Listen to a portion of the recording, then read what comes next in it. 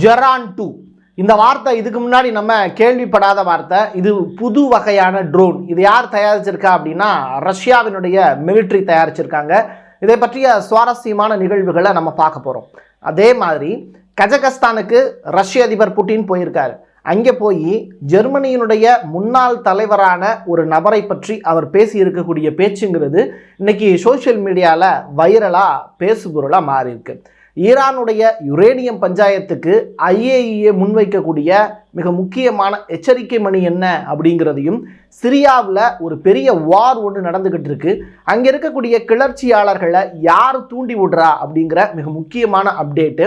Russia நாட்டோவுக்கு எதிராக புதியதொரு கூட்டமைப்பை உருவாக்கி கொண்டிருக்கிறது.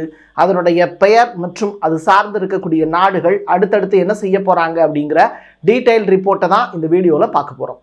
வாங்க பார்க்கலாம் உறவுகளே, இது பிரசாத் சிக்னேச்சர்.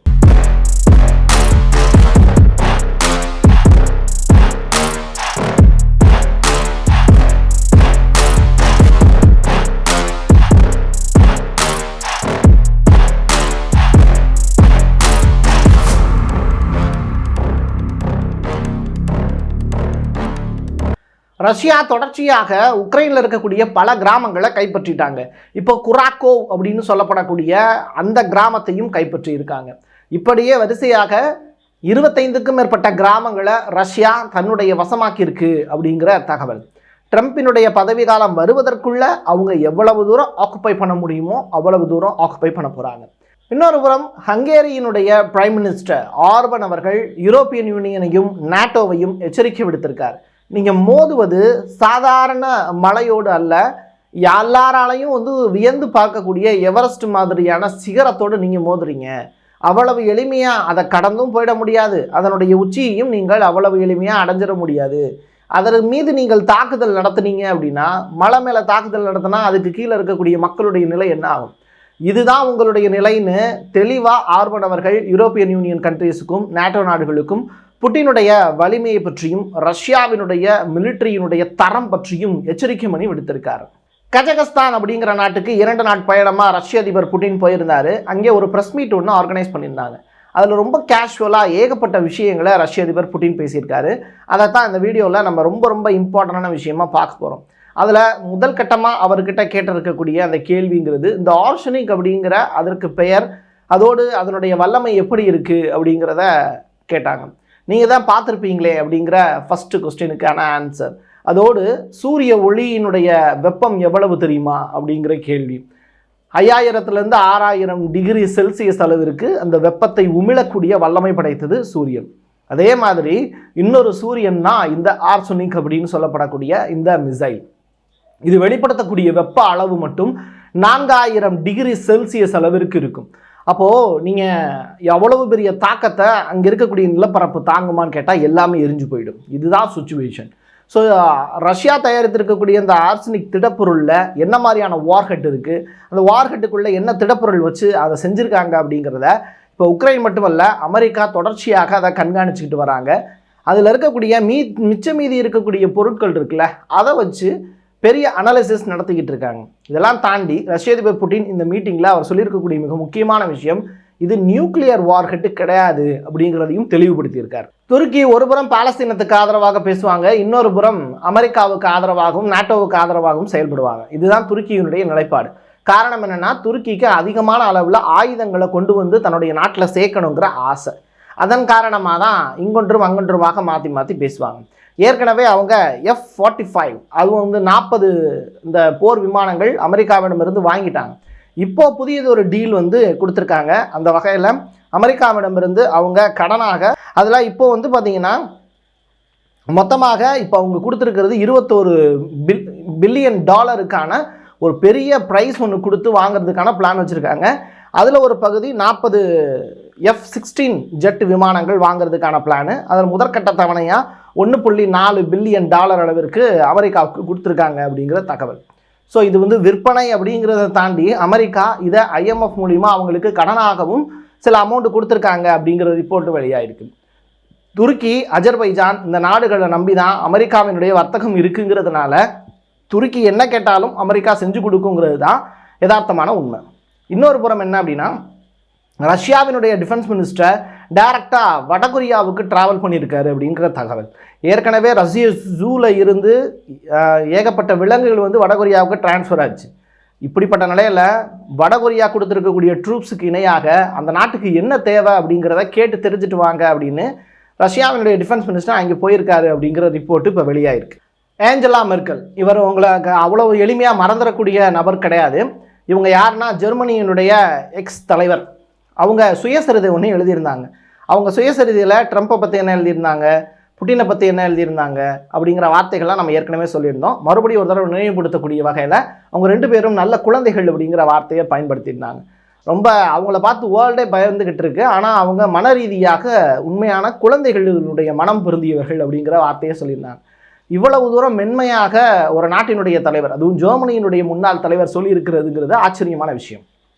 ஆனால் அவங்க ரஷ்யாவுக்கு 2007 போகும்போது ஒரு பெரிய மனக்கசப்போடு தான் வந்தாங்க. அது இத்தனை வருஷமாக அவங்க சுமந்துக்கிட்டு தான் இருக்காங்க. அது மட்டுமல்ல, அந்த ஈவெண்ட்டை பற்றி அவங்களுடைய சுயசரிதையில் கூட அவங்க அதை மென்ஷன் பண்ணலை அப்படிங்கிற தகவல். இப்போது கஜகஸ்தான் போயிருக்கக்கூடிய ரஷ்ய அதிபர் புட்டினுக்கிட்ட அந்த ப்ரெஸ் மீட்டில் கேட்கப்பட்ட 2வது கேள்விங்கிறது, ஏஞ்சலா மெர்க்கலுடைய சுயசரிதையை நீங்கள் படிச்சிங்களா அப்படிங்கிற கேள்வி சொல்லியிருந்தாங்க. இட்ஸ் வெரி இன்ட்ரெஸ்டிங் அப்படிங்கிற வார்த்தையை சொல்லிட்டு, நான் 2வது முறையாக ஏஞ்சலாவிடம் மன்னிப்பு கேட்கிறேன். 2016 இதே கேள்வி என்கிட்ட கேட்டிருந்தாங்க. அப்போவும் நான் அவங்கக்கிட்ட ஒரு தடவை மன்னிப்பு கேட்டேன். இப்போ 2வது முறையாக நான் அப்பாலஜி சொல்கிறேன் அப்படின்னு. ஏன் அப்படின்னா 2007 அவங்க ரஷ்யாவுக்கு போயிருந்தப்போ ரஷ்யா அதிபர் புட்டின் வளர்த்த செல்ல கருப்பு நாய் ஒன்று அவங்க கூட வந்து அப்படியே கொஞ்சம் விளையாடக்கூடிய காட்சிகள் அரங்கேறிச்சு. ஆனால் அது ஏஞ்சலாவுக்கு பெரிய பயத்தை ஏற்படுத்தியதாக அவங்க ஒரு பேட்டியில் சொல்லியிருந்தாங்க. ஸோ புட்டின் வந்து மேற்கத்திய நாடுகளை வந்து நாயை வைத்து பயமுறுத்துகிறார் அப்படிங்கிற செய்திகள்லாம் பெரிய அளவில் பூமாக இருந்தது. இதுக்கு முடிவு கட்டக்கூடிய வகையில் 2016 அந்த பிரச்சனைக்கு முடிவு கட்டக்கூடிய வகையில் ரஷ்ய அதிபர் புட்டின் மன்னிப்பு கேட்டார். ஆனாலும் அதை இன்ன வரைக்கும் கான்ட்ரவர்ஷியாகவே கொண்டு வந்துக்கிட்டு இருக்காங்க. இப்போது இந்த ப்ரெஸ் மீட்டில் மறுபடியும் 2வது முறையாக ஜெர்மனியினுடைய மிகவும் நல்ல மனிதராக இருக்கக்கூடிய அந்த ஏஞ்சலா அவர்கள்ட்ட 2வது முறையாக புட்டின் மன்னிப்பு கேட்டிருக்கார். ஈரான் புதிதாக 6000 சென்ட்ரிஃபியூசஸ் அப்படிங்கிறத நிறுவியிருக்காங்க அப்படிங்கிற ரிப்போர்ட்.